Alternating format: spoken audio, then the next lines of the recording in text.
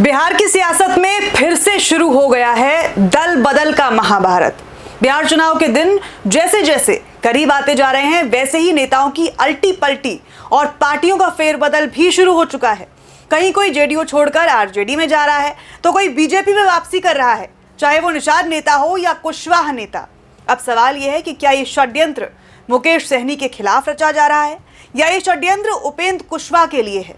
सवाल यही है कि क्या बिहार की राजनीति में अब कुशवाहा बनाम सहनी और निषाद बनाम सहनी की नई लड़ाई शुरू हो चुकी है। आज इसी पर चर्चा करने के लिए हमारे विशेष संवाददाता ओमशील हमारे साथ जुड़ चुके हैं।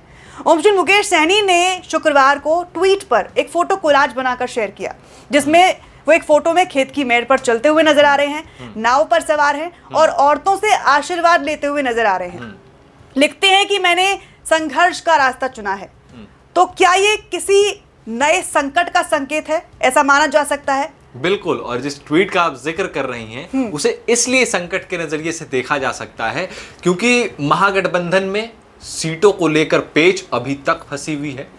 और मुकेश सहनी, देखिए कांग्रेस और राजद में समझौता हो गया अगर अंदर खाने की माने तो। सूत्रों के हवाले से अगर जो खबर आ रही है हमारे पास, कांग्रेस और आरजेडी में सहमति बन चुकी है, लेकिन जो रोड़ा अटकाए पड़े हैं वो है मुकेश सहनी। मुकेश सहनी मानने को तैयार नहीं है। मुकेश सहनी भले 2-2 बजे रात तक तेजस्वी यादव के साथ बैठक करते हैं, लेकिन बैठक बेनतीजा निकलता है, कोई असर नहीं रहता बैठक का। और जो वो चाह रहे हैं कि डिप्टी सीएम का पद मिले वो नहीं मिलता दिख रहा है। और बड़ा सवाल यह है कि आखिर अब मुकेश सहनी करने क्या जा रहे हैं। देखिए एनडीए में भी कहीं ना कहीं सीट बंटवारे को लेकर घमासान मचा हुआ है, लेकिन अभी भी उम्मीद है कि जैसे 2020 के विधानसभा चुनाव में मुकेश सहनी एक बार प्रेस कॉन्फ्रेंस से उठ के तुरंत अमित शाह से मिलने चले जाते हैं, भारतीय जनता पार्टी में जाकर शामिल हो जाते हैं, एनडीए के साथ जाकर शामिल हो जाते हैं, तो कहीं ना कहीं यह भी आशंका जताया जा रहा है कि अगर मुकेश सहनी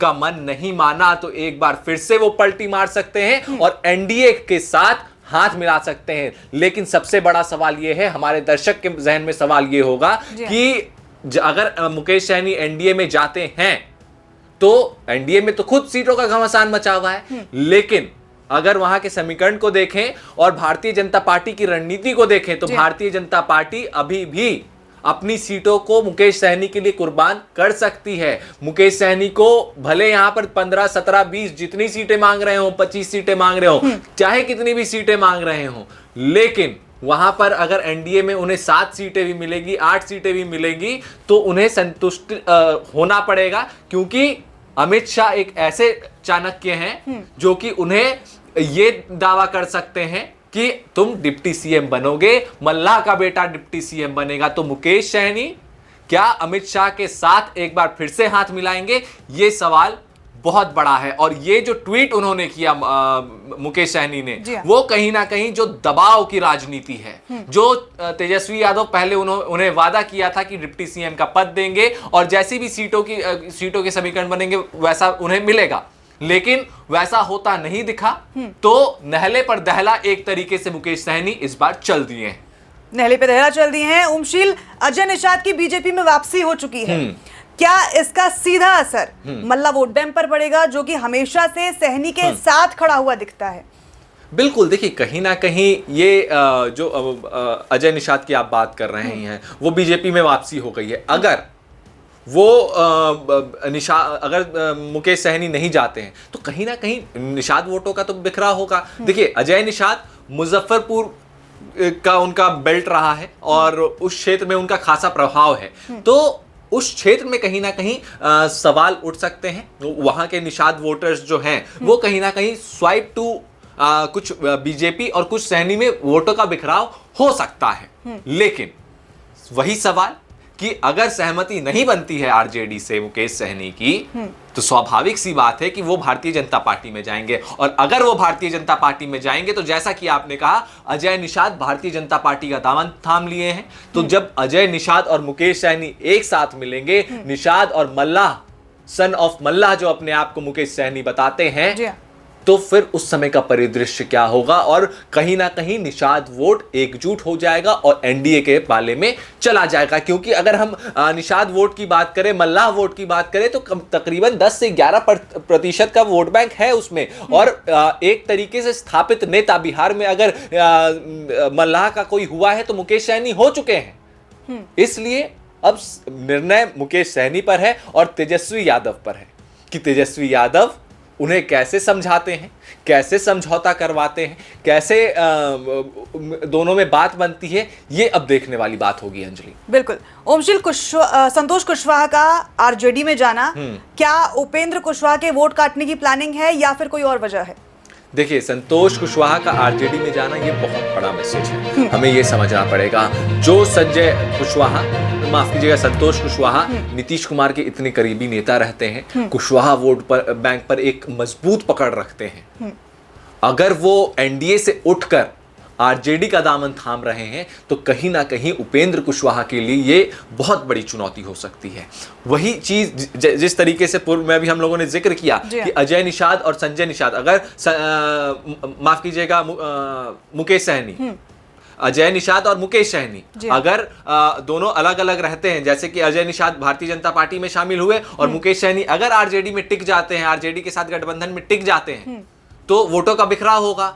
वैसा ही अब वोटों का बिखराव संतोष कुशवाहा जो आरजेडी में शामिल हुए हैं उसके लिए, और अब मुश्किल बढ़ाने वाली बात संतोष कुशवाहा के लिए नहीं है, उपेंद्र कुशवाहा के लिए है। उपेंद्र कुशवाहा के लिए है, क्योंकि आरजेडी के पास तो एक वोट बैंक है जो एमवाई की पार्टी की बात करती है। बहरहाल जो भी तेजस्वी यादव कह ले कि अब हम माई बाप की पार्टी है, एमवाई की पार्टी नहीं है, लेकिन एमवाई फैक्टर तो हमेशा से रहा है आरजेडी के पास। जी हाँ।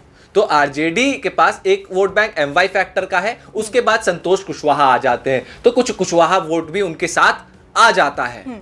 और कुशवाहा वोट किनका कटेगा? उपेंद्र कुशवाहा का कटेगा, एनडीए का कुशवाहा वोट कटेगा। तो कहीं ना कहीं ये एनडीए के लिए एक बहुत बड़ा प्रश्न चिन्ह और बहुत बड़ी चुनौती होने वाली है, जो संतोष कुशवाहा आरजेडी का दामन थामे है। अंजलि जी हाँ।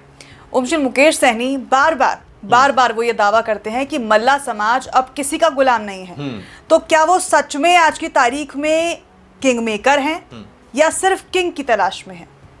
देखिए, अभी किंग मेकर उन्हें इसलिए नहीं बोला जा सकता क्योंकि अभी उनके पास वो आंकड़ों का शक्ति नहीं है। उनके कोई ऐसा आंकड़ा नहीं है कि इतने सारे विधायक उनके विधानसभा में हैं, तो वो किंग मेकर के भूमिका में नहीं, लेकिन किंग के तलाश में है, ऐसा जरूर कहा जा सकता है। क्योंकि अभी वो आरजेडी के साथ हैं, आरजेडी कांग्रेस के साथ महागठबंधन में शामिल हैं वो।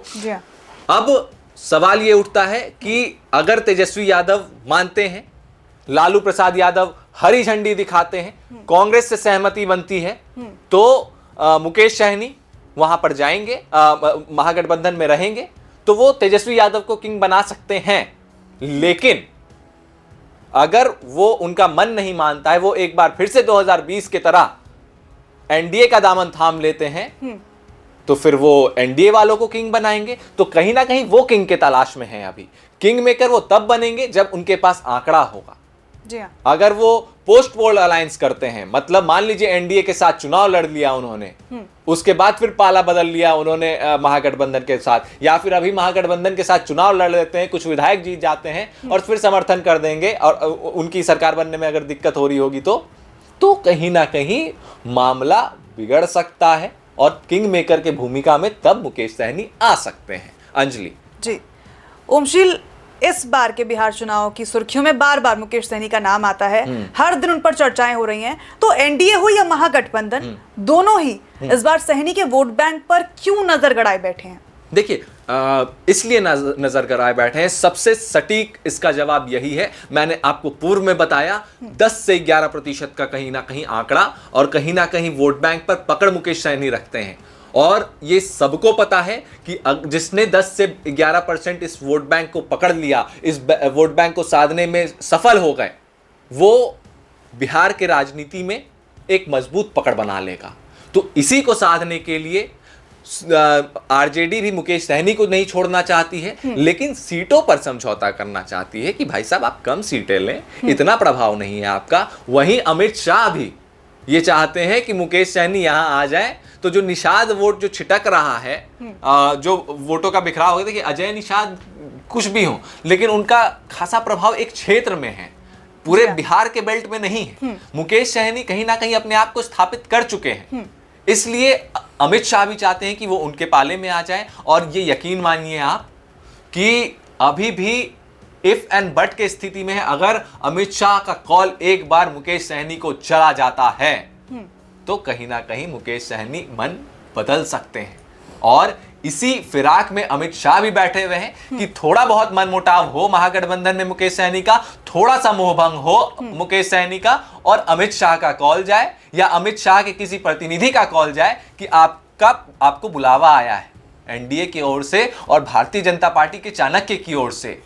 तो बस उस चीज का इंतजार शायद अगर मोहभंग हो गया होगा तो मुकेश सहनी भी कर रहे होंगे, और अगर अभी तक नहीं पता चला होगा, अगर मोहभंग हो गया, अमित शाह को नहीं पता लगा, तो जब भी पता लगेगा तो फोन पे घंटी बजेगी कि शाह साहब आ चुके हैं आपके पास। अंजलि जी हाँ।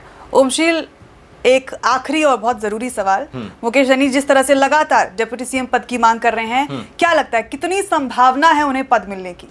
देखिए, डिप्टी सीएम पद माफ कीजिएगा तेजस्वी यादव दे सकते हैं, लेकिन कहीं ना कहीं वो इसलिए अभी मना कर रहे हैं कि उनके साथ कांग्रेस भी है, और कांग्रेस में आपने देखा तेजस्वी यादव को सीएम फेस अभी तक नहीं डिक्लेयर किया गया। कांग्रेस और तेजस्वी आरजेडी में कहीं ना कहीं तनातनी चल रही थी, लेकिन सूत्रों के हवाले से ये खबरें आई कि जो कांग्रेस 100 सीटें मांग रही थी वो 58 सीटों पर समझौता करने को तैयार हो चुकी है। बहरहाल जो औपचारिक घोषणा जब होगा तभी इन आंकड़ों का पता लगेगा, लेकिन जो सूत्रों के हवाले से जो आंकड़े आ रहे हैं वो यही आ रहे हैं। तो अब इस परिदृश्य में एक तरफ कांग्रेस चढ़ी हुई है आरजेडी पर, वहीं अब मुकेश सहनी भी ये कह रहे हैं कि आप प्रेस कॉन्फ्रेंस में ही घोषणा कर दीजिए कि मैं डिप्टी सीएम बनूंगा। कह रहे हैं कि बेशक कुछ सीटें कम दे दीजिए, लेकिन डिप्टी सीएम का पद दे दीजिए। तो कहीं ना कहीं अब कांग्रेस इतने बड़े तेवर के साथ आ रही है, तो कहीं ना कहीं उन्हें भी एडजस्ट करना होगा। और ये बात सच्चाई है कि अगर निषाद का डिप्टी सीएम बनाया जाता है, निषाद समाज से सहनी, मुकेश सहनी, मान लीजिए सहनी मल्लाह की तरफ से मुकेश सहनी को बनाया जाता है, तो कहीं ना कहीं जो जातीय समीकरण है उसको साधने में कहीं ना कहीं आरजेडी हो या फिर महागठबंधन हो उसकी सफलता होगी। इसलिए कहीं ना कहीं तेजस्वी यादव भी अब मन बना रहे हैं कि इसकी घोषणा हो, और सीटों पर मामला फंसा हुआ है। देखिए, आपको जो 2 बजे रात तक जो तेजस्वी यादव के घर पे बैठक हुई मुकेश सहनी के साथ, मामला सिर्फ इसलिए नहीं बन पाया कि डिप्टी सीएम को कहीं ना कहीं वो तैयार है तेजस्वी यादव, लेकिन तेजस्वी यादव ये चाह रहे हैं, मुकेश सहनी ये चाह रहे हैं कि कुछ चुनिंदा सीटों पर वो अड़े हुए हैं। आंकड़ों पर बात ऑलमोस्ट पक्की है, लेकिन जो कुछ चुनिंदा सीटें हैं, जैसे कि वहां कोई सीटें ऐसी जहां पर आरजेडी का एक खासा वोट बैंक रहा है और एक मजबूत वहां पर उनका जमीनी स्तर पर पकड़ है, लेकिन वही सीट निषाद चाह रहे हैं, माफ कीजिएगा मुकेश सहनी चाह रहे हैं। तो कहीं ना कहीं इन्हीं सारी चीजों पर पेच फंसा हुआ है। हो सकता है देर शाम तक कुछ अच्छे नतीजे आ जाए, हो सकता है कि महागठबंधन में समझौता हो जाए मुकेश सहनी का, और अगर नहीं होता है तो जैसा कि मैं आपको बताया घंटी बजेगा और फिर उनका वापसी हो जाएगा एनडीए में। अंजलि जी हाँ, बहुत बहुत शुक्रिया जुड़ने के लिए ओमशी। बिहार की सियासत में हर चुनाव से पहले दल बदलते हैं, नारे बदलते हैं, चेहरे बदलते हैं, लेकिन जो नहीं बदलता वो है वोट बैंक की चाल। अब देखना यह है कि इस बार की बिसात पर कौन किसको मात देता है। कुशवाहा की गणित काम आएगी या सहनी का सामाजिक तीर, क्योंकि यहां हर चाल का जवाब है नहले पर दहला। फिलहाल इस रिपोर्ट में इतना ही। बाकी खबरों के लिए देखते रहें YBN बिहार। अगर आपको ये वीडियो अच्छा लगा हो तो लाइक एंड शेयर कीजिएगा। अगर आपने अभी तक YBN बिहार को सब्सक्राइब नहीं किया है तो ज़रूर कीजिएगा। नमस्कार।